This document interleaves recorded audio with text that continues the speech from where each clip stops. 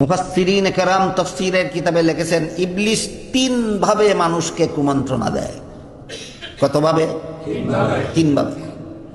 একটা হলো কোনো অচিনা আল্লাহওয়ালা বুজুর্গের আকৃতি ধারণ করে।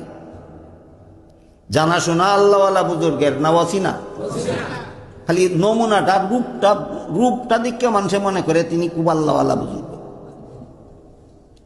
আইসা সামনে আইসা যেই কাজ করলে মানুষ ধ্বংস হবে, যেই কাজ করলে মানুষের মারাত্মক ক্ষতি হবে, সেই কাজের কুপরামর্শ দেওয়া যায়। এই জন্য সহিহ মুসলিম শরীফের হাদিসের ভূমিকায় উল্লেখ আছে, ইন্না হাযাল ইলমা দীনুন ফানজুরু আম্মান তাখুযুনা দীনাকুম। যারে চিনো না তার কাছ থেকে দিন শিখতে যাইও না, দিন কার কাছে শিখতে গেছো তার আগে চিনে নাও।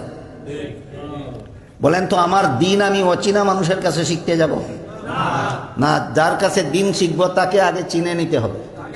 হ্যাঁ, যে এই কথা মুসলিম শরীফের ভূমিকায় কেন লেখা হইল? কারণ ইবলিসে তো আল্লাহওয়ালা বুজুর্গের নমুনা ধরিয়া তোমারে বদ্দিন বানাইব, কিন্তু অচিনা চীনা মানুষের আকৃতি ধারণ করতে পারবে না। এইলো ইবলিসে মানুষকে কুমন্ত্রণা দেওয়ার এক পদ্ধতি। ইবলিস মানুষকে কুমন্ত্রণা দেওয়ার 2 নম্বর পদ্ধতি, দ্বারে কাছে আসবে না, দূরের থেকে অদৃশ্য অবস্থায় মনের মধ্যে কুমন্ত্রণা নিক্ষেপ করে দেয়। পাথর আত লইয়া যেমন ঢিল মেরে দেয়, গড়ের আড়াল থেকে গড়ের ওই বাজুর মানুষের মাথায় পড়ে।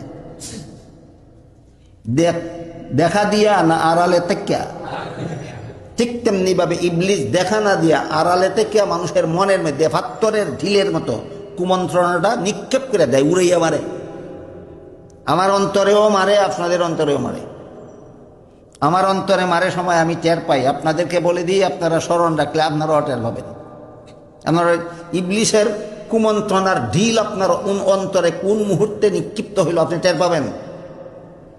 যখনই দেখবেন মনে চাইতেছে একটা গুনার কাজ করার জন্য, বুঝবেন কুমন্ত্রণাটা আপনার অন্তরে ঢিলের মতো নিক্ষেপ করে দিছে।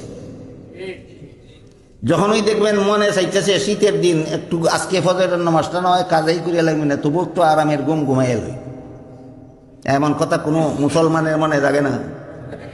ওই ইবলিসের কুমন্ত্রণা ঢিলের মতো নিক্ষেপ করে দিল আপনার অন্তরে।